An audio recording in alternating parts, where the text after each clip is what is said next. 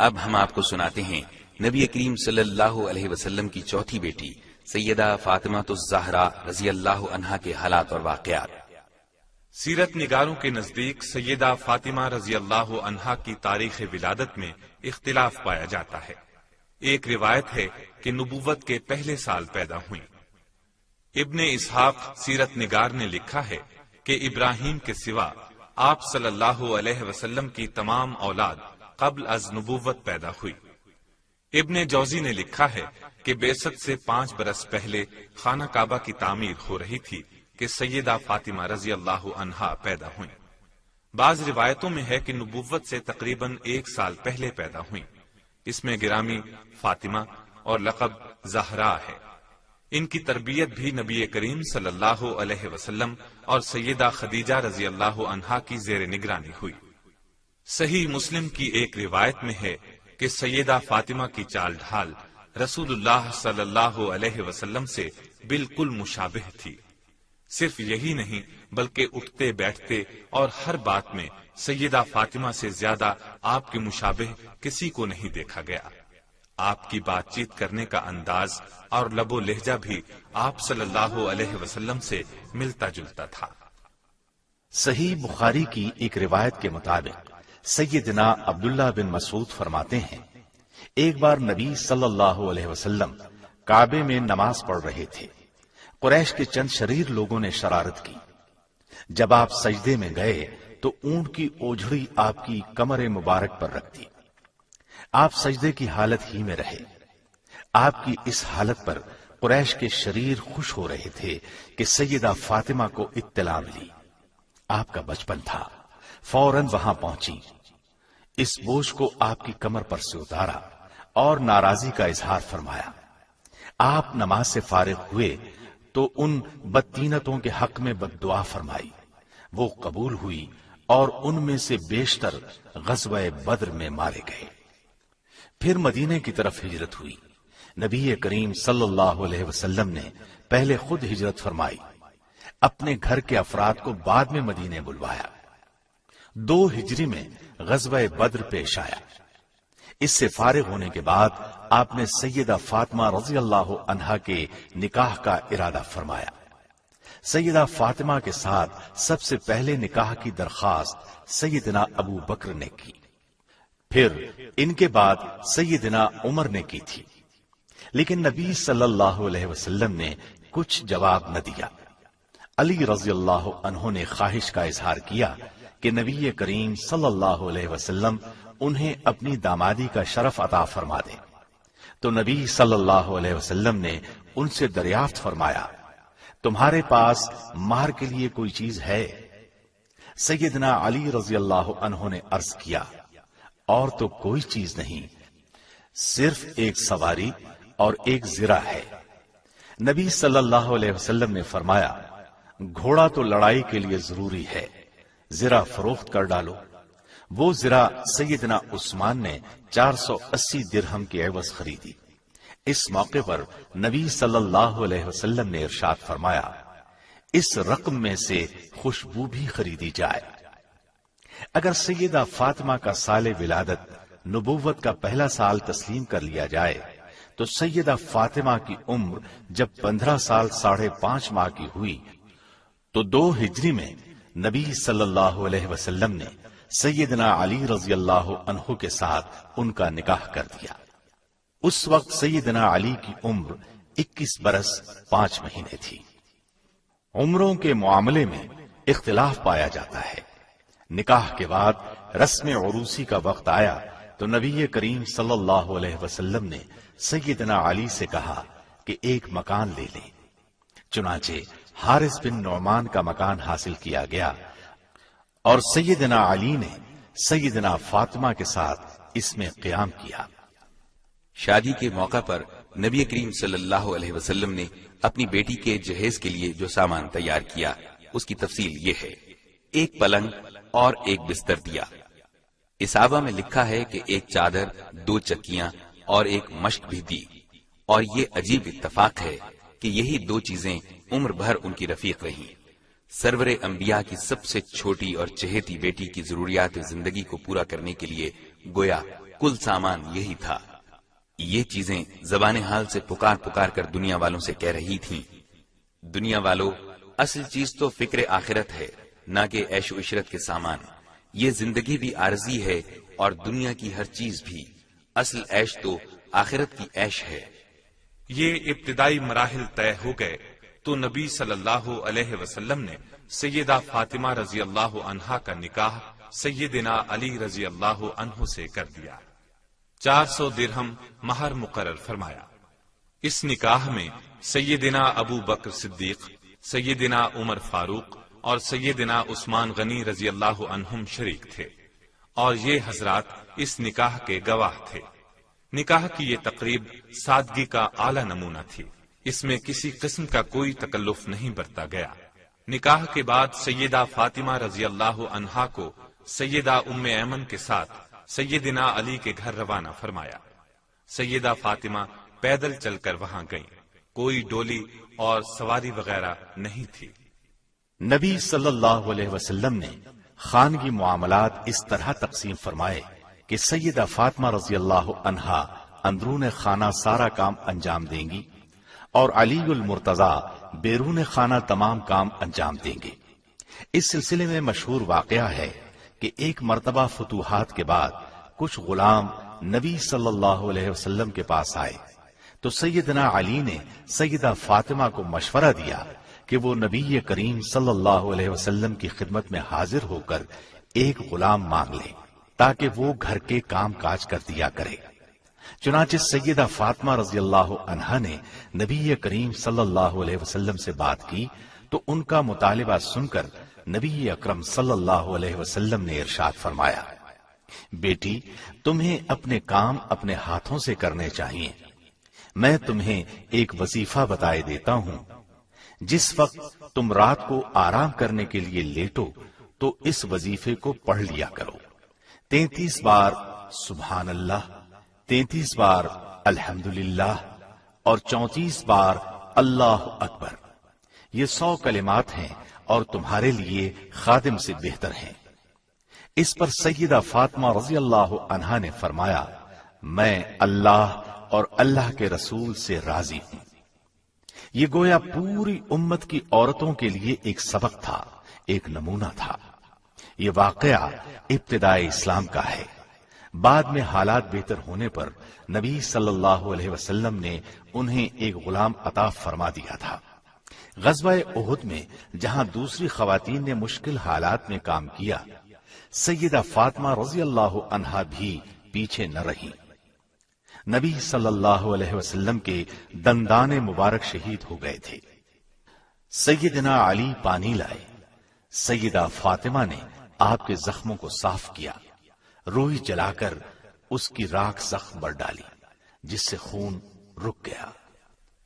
سیدہ عائشہ رضی اللہ عنہا فرماتی ہیں کہ سیدہ فاطمہ رضی اللہ عنہا نبی اکرم صلی اللہ علیہ وسلم سے ملاقات کے لیے تشریف لاتی تو اللہ کے رسول صلی اللہ علیہ وسلم اٹھ کر کھڑے ہو جاتے یا پیار کرنے کے لیے ہاتھ پکڑ لیتے، بوسہ دیتے اور اپنے بیٹھنے کے مقام پر انہیں بٹھاتے۔ اس طرح جب نبی کریم صلی اللہ علیہ وسلم سیدہ فاطمہ کے ہاں تشریف لے جاتے تو سیدہ فاطمہ احتراماً کھڑی ہو جاتی، آپ کے دست مبارک کو چوم لیتی اور اپنی نشست پر آپ کو بٹھاتی۔ ایک بار سیدہ فاطمہ رضی اللہ عنہا نے نبی کریم صلی اللہ علیہ وسلم کو کھانے کی دعوت دی۔ آپ تشریف لائے، گھر میں ایک منقش پردہ لٹکا نظر آیا، اس پر تصاویر بھی تھیں۔ آپ دروازے ہی پر کھڑے ہو گئے، اندر تشریف نہ لائے، پھر واپس جانے لگے۔ سیدہ فاطمہ باہر نکل کر آپ کے پیچھے لپکی اور واپس جانے کی وجہ پوچھی تو آپ نے فرمایا، نبی کے لیے یہ مناسب نہیں کہ ایسے مکان میں داخل ہو جو مزین اور منقش کیا گیا ہو۔ صحیح مسلم کی ایک روایت کے مطابق ایک مرتبہ ازواج مطہرات نے سیدہ فاطمہ رضی اللہ عنہا کو ایک کام کے لیے رسول اللہ صلی اللہ علیہ وسلم کے پاس بھیجا۔ اس وقت آپ سیدہ عائشہ کے گھر میں تھے۔ اس کام کے متعلق بات ہو گئی تو آپ نے سیدہ فاطمہ رضی اللہ عنہا سے فرمایا، اے میری بیٹی، جو مجھے محبوب ہو کیا وہ تجھے محبوب نہیں؟ سیدہ فاطمہ نے عرض کیا، جو آپ کو محبوب ہے وہ مجھے بھی محبوب ہے۔ اس پر آپ نے ارشاد فرمایا، عائشہ مجھے محبوب ہے، تم بھی انہیں محبوب رکھنا۔ مطلب یہ ہوا کہ جسے سید المرسلین محبوب جانے، امت کو بھی چاہیے کہ اسے محبوب رکھیں۔ فتح مکہ کے بعد سیدنا علی رضی اللہ عنہ نے ابو جہل کی لڑکی جمیلہ سے نکاح کا ارادہ کیا۔ اس بات کی اطلاع سیدہ فاطمہ رضی اللہ عنہا کو ہوئی تو شدید رنج کا احساس ہوا۔ یہ قدرتی بات تھی۔ ناراض ہو کر نبی صلی اللہ علیہ وسلم کی خدمت میں تشریف لے گئیں اور یہ بات آپ کو بھی بتائی۔ آپ نے ان کی بات سن کر لوگوں کو ایک خطبہ دیا۔ اس میں ارشاد فرمایا، فاطمہ میرے جسم کا ٹکڑا ہے، جو چیز فاطمہ کو بری لگے وہ مجھے بھی ناپسند ہے۔ پھر آپ نے فرمایا، میں اپنی طرف سے حلال کو حرام نہیں کرتا اور نہ کسی حرام کو حلال کرتا ہوں، لیکن اللہ کی قسم، اللہ کے رسول کی بیٹی اور اللہ کے دشمن کی بیٹی ایک شخص کے نکاح میں جمع نہیں ہوں گی۔ جب ناراضی کی یہ صورت واضح ہوئی تو سیدنا علی نے ابو جہل کی بیٹی سے نکاح کا ارادہ ترک کر دیا۔ ایک مرتبہ اور بھی سیدنا علی کی سیدہ فاطمہ سے ناراضی ہوئی۔ سیدہ نے نبی صلی اللہ علیہ وسلم سے شکایت کی تو آپ نے فرمایا، اے فاطمہ، اے میری بیٹی، اپنے خاوند کی اطاعت اور فرما برداری کرو، اور یہ بات سمجھ لو کہ ایسی کون سی عورت ہے کہ جس کے پاس اس کا خاوند خاموشی سے چلا آئے۔ مطلب یہ کہ تنبیہ وغیرہ کرنے کا شوہر کو حق ہے۔ ایک بار رسول اللہ صلی اللہ علیہ وسلم نے سیدہ فاطمہ اور سیدہ صفیہ رضی اللہ عنہما سے ارشاد فرمایا، اے فاطمہ، اے صفیہ، تم میرے مال میں سے جتنا چاہو لے لو، میں اللہ کے حضور تمہارے کچھ کام نہیں آؤں گا اور نہ میں تمہیں اللہ کے عذاب ہی سے بچا سکوں گا۔ مطلب یہ تھا کہ قیامت کے دن اپنے اپنے اعمال کام آئیں گے، حساب کتاب ہر ایک کا ہوگا، لہذا عمل لازمی ہے۔ حسب و نسب پر انحصار کر کے عمل میں کوتاہی کرنا درست نہیں۔ اس مقام پر شفاعت کی نفی ہرگز نہیں ہے۔ شفاعت اپنے مقام پر اللہ تعالی کی اجازت سے ہوگی۔ نبی کریم صلی اللہ علیہ وسلم کے آخری ایام میں ایک واقعہ پیش آیا۔ سیدہ عائشہ صدیقہ رضی اللہ عنہا فرماتی ہیں کہ ایک روز سردار دو عالم صلی اللہ علیہ وسلم گھر میں تشریف رکھتے تھے۔ ہم آپ کے پاس موجود تھیں کہ سیدہ فاطمہ رضی اللہ عنہا تشریف لائیں۔ اس وقت نبی اقدس صلی اللہ علیہ وسلم کی اولاد میں سے بس سیدہ فاطمہ ہی زندہ تھیں، باقی تمام اولاد فوت ہو چکی تھی۔ آپ نے سیدہ کو آتے دیکھا تو مرحبا فرمایا، انہیں اپنے پاس بٹھایا، پھر آپ نے ان کے کان میں کوئی بات فرمائی۔ وہ بات سن کر سیدہ فاطمہ بے ساختہ رونے لگیں۔ جب آپ نے ان کی غمگینی دیکھی تو کان میں دوبارہ کچھ کہا۔ اس بار بات سن کر وہ ہنسنے لگی۔ جب نبی کریم صلی اللہ علیہ وسلم اس مجلس سے تشریف لے گئے تو میں نے سیدہ فاطمہ سے پہلے رونے پھر ہنسنے کا سبب پوچھا۔ اس پر انہوں نے فرمایا، نبی کریم صلی اللہ علیہ وسلم کا راز ظاہر کرنا مجھے پسند نہیں۔ پھر جب نبی صلی اللہ علیہ وسلم کا انتقال ہو گیا تو میں نے فاطمہ سے کہا، اب تو مجھے وہ بات بتا دیں۔ اس وقت انہوں نے بتایا کہ پہلی مرتبہ نبی کریم صلی اللہ علیہ وسلم نے میرے کان میں کہا تھا کہ اے فاطمہ، جبریل امین ہر سال ایک مرتبہ آ کر قرآن مجید مجھے سناتے اور مجھ سے سنتے رہے ہیں۔ اس سال انہوں نے مجھے 2 بار قرآن سنایا اور مجھ سے 2 بار قرآن سنا۔ اس سے میں یہ خیال کرتا ہوں کہ میری وفات قریب آ گئی ہے۔ اللہ سے خوف کھانا اور صبر کرنا۔ میں آپ کی یہ بات سن کر رونے لگی۔ آپ نے میری گھبراہٹ اور پریشانی دیکھی تو پھر میرے کان میں فرمایا، اے فاطمہ، کیا تمہیں یہ بات پسند نہیں کہ تم اہل جنت کی عورتوں کی سردار ہو؟ بعض دوسری روایات میں آتا ہے کہ آپ نے مجھے خبر دی کہ میں اس مرض میں ہی اللہ کی طرف رحلت کر جاؤں گا، سو میں رونے لگی۔ پھر آپ نے فرمایا، میرے اہل بیت میں سب سے پہلے تم مجھ سے ملو گی۔ یہ سن کر میں خوش ہو گئی۔ نبی صلی اللہ علیہ وسلم کی بیماری جب بڑھ گئی تو سیدہ فاطمہ رضی اللہ عنہا کے منہ سے یہ الفاظ نکلے، افسوس میرے والد کی تکلیف۔ اس پر نبی کریم صلی اللہ علیہ وسلم نے ارشاد فرمایا، آج کے بعد تمہارے والد پر کوئی تکلیف نہیں۔ پھر آپ وفات پا گئے۔ انا للہ و انا الیہ راجعون۔ نبی صلی اللہ علیہ وسلم نے آخری اوقات میں سیدہ فاطمہ کو بہت سی وصیتیں فرمائیں۔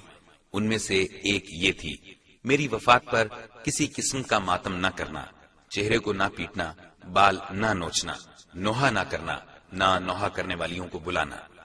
نبی صلی اللہ علیہ وسلم کی وفات کے بعد کی زندگی اگرچہ سیدہ فاطمہ رضی اللہ عنہا کے لیے مشکلات سے پر تھی، تاہم آپ نے صبر اور استقامت سے کام لیا۔ نبی صلی اللہ علیہ وسلم کے بعد ابو بکر صدیق رضی اللہ عنہ خلیفہ مقرر ہوئے۔ ان حالات میں سیدہ فاطمہ کی طرف سے مال غنیمت میں سے فدق کے متعلق مالی حقوق کا ایک مطالبہ سیدنا ابو بکر صدیق رضی اللہ عنہ کی خدمت میں پیش ہوا۔ مال غنیمت اور مال فے کی یہاں وضاحت کیے دیتے ہیں۔ مال غنیمت اس مال کو کہا جاتا ہے جو لڑائی کے بعد ہاتھ لگے، اور مال فے وہ ہوتا ہے جو لڑائی کے بغیر ہاتھ لگے۔ فدق کی آمدنی اسی مال فے میں سے تھی۔ نبی اکرم صلی اللہ علیہ وسلم کے زمانے میں سیدہ فاطمہ اور دوسرے رشتہ داروں کو اس مال فے میں سے حصہ ملتا تھا۔ آپ صلی اللہ علیہ وسلم کی وفات کے بعد سیدہ فاطمہ نے یہ مطالبہ پیش کیا کہ وہ مال فے جس میں سے ہمیں حصہ ملتا رہا، اب وہ ہمیں بطور میراث کے مل جانا چاہیے، یعنی اب ہم اس کے وارث ہیں۔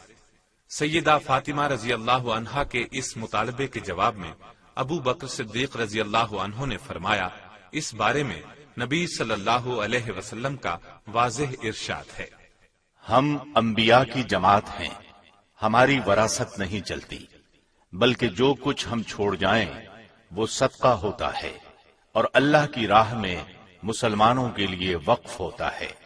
البتہ مال فے میں سے جو حصہ نبی صلی اللہ علیہ وسلم کے زمانے میں آپ لوگوں کو دیا جاتا تھا وہ بدستور دیا جاتا رہے گا۔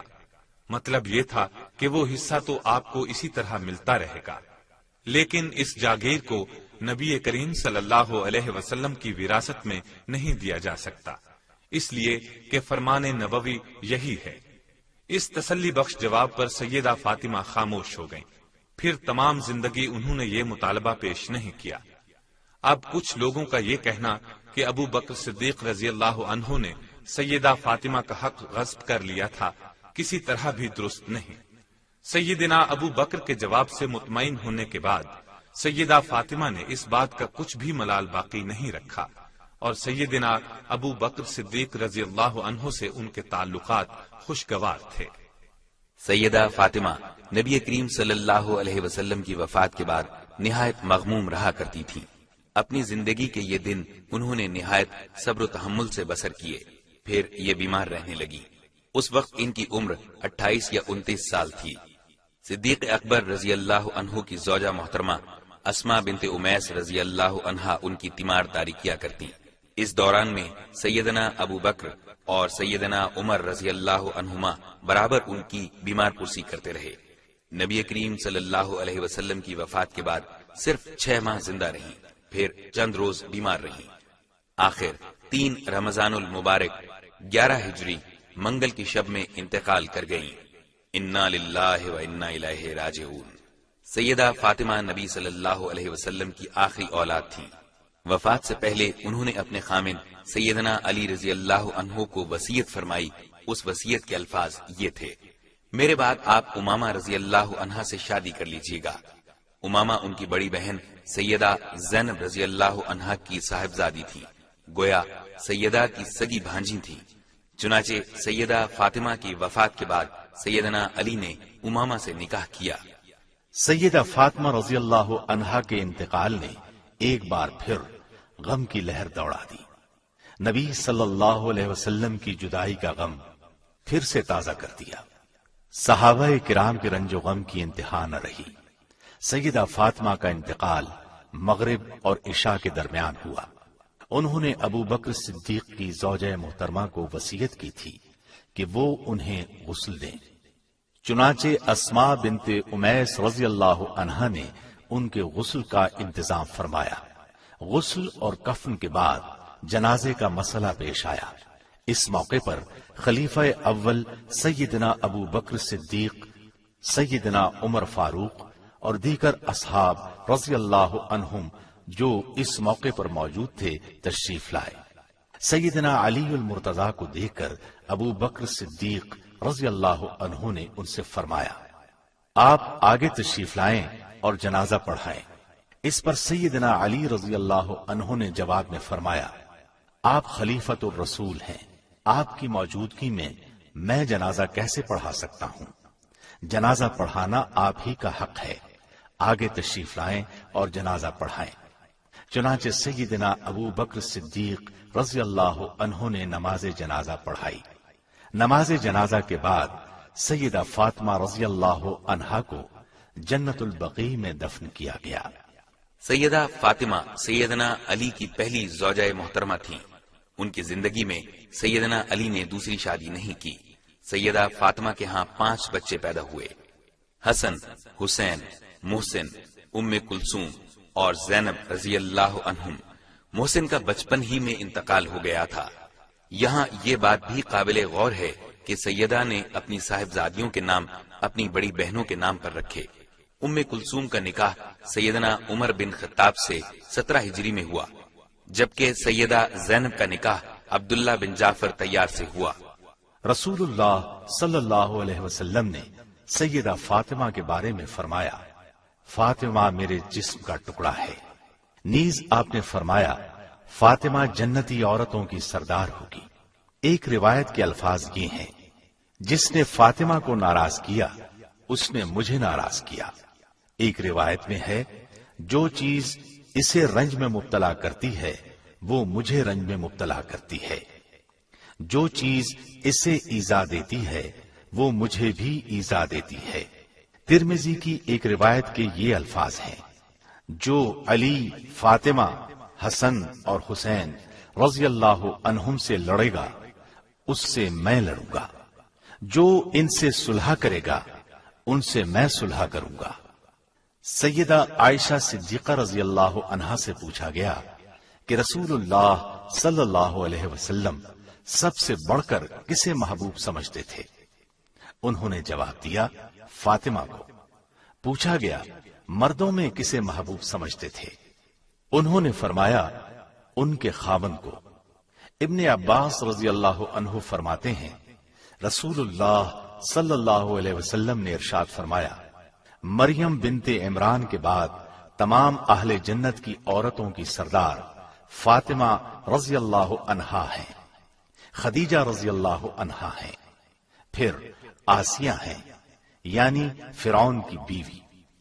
سیدہ اسماء بنت امیس سے اپنے آخری دنوں میں سیدہ فاطمہ رضی اللہ عنہا نے ارشاد فرمایا، آپ جانتی ہیں یہ میرے آخری لمحات ہیں، کیا میرے جنازے کو بے پردہ اٹھایا جائے گا؟ اس پر اسماء نے کہا کہ نہیں، میں آپ کے لیے ایک باپردہ چارپائی تیار کر دیتی ہوں، جیسا کہ میں نے حبشہ کے علاقے میں دیکھا ہے، لہذا ان کا جنازہ اسی طرح باپردہ لے جایا گیا۔ مسلم کی ایک حدیث میں ہے، سیدہ عائشہ فرماتی ہیں، نبی صلی اللہ علیہ وسلم ایک روز صبح کے وقت باہر نکلے، آپ پر سیاہ چادر تھی، حسن بن علی آئے، آپ نے انہیں اس میں داخل کر لیا، پھر حسین بن علی آئے، آپ نے انہیں بھی اس میں داخل کر لیا، پھر سیدہ فاطمہ آئیں، آپ نے انہیں بھی اس میں داخل کر لیا، پھر سیدنا علی آئے، آپ نے انہیں بھی اس میں داخل کر لیا اور فرمایا، اے اہل بیت، اللہ چاہتا ہے تم سے پلیدی دور کر دے اور تم کو پاک کر دے۔ مسلم کی ایک اور حدیث کے الفاظ ہیں، سیدنا زید بن ارقم فرماتے ہیں، رسول اللہ صلی اللہ علیہ وسلم ایک چشمے کے پاس آئے، اس کا نام خم تھا، یہ مکے اور مدینے کے درمیان ہے۔ وہاں ایک دن خطبہ دینے کے لیے کھڑے ہوئے، اللہ کی تعریف کی، پھر واز کیا اور فرمایا، اما بعد، اے لوگو، میں ایک بشر ہوں، قریب ہے کہ میرے رب کا ایلچی میرے پاس آ جائے اور میں اسے قبول کر لوں، یعنی مجھے بھی موت آئے گی۔ میں تم میں دو بھاری چیزیں چھوڑے جا رہا ہوں، ایک اللہ کی کتاب، اس میں ہدایت ہے، نور ہے۔ اللہ کی کتاب کو مضبوطی سے تھامے رکھو، اس کو پکڑے رکھو۔ مطلب یہ تھا کہ اس کو اپنی زندگیوں پر لاگو کرو، اس پر عمل کرو۔ پھر فرمایا دوسری چیز میرے اہل بیت ہیں، ان کے حقوق کی نگہداشت ہے۔ سیدہ فاطمہ رضی اللہ عنہا پر اللہ تعالی کی ہزارہا رحمتیں نازل ہوں۔ Don't forget to like, comment, share and subscribe to